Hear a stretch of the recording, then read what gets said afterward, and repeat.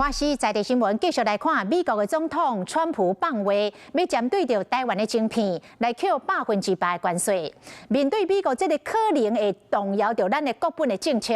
驻美国的代表余大雷讲，只要卖出着1美金的晶片，美国的利润是3角8，比台湾的1角1较多。美国并无吃亏，讲双方是伙伴，并不是竞争的对手。 They went to Taiwan, which is about 98% of the chip business, by the way, and we want them to come back.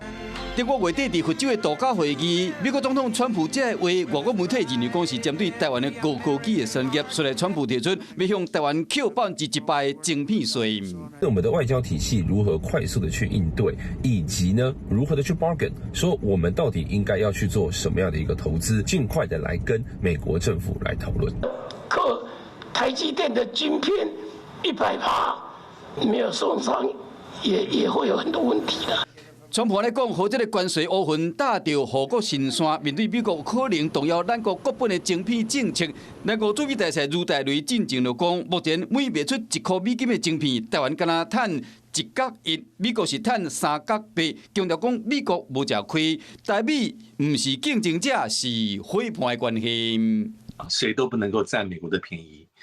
谁都不能够做搭便车者。对川普而言，他可能 并不满足于现状，因为台湾赖以为生的晶片，即马煞变成川普2.0时代台美经济谈判的本钱，理念修啊非常要紧，不过对方嘛期待有实质的做法。可能有些人认为是戏盾，当然也有人认为不是实质的，就是能够在他手上能够做很清楚的衡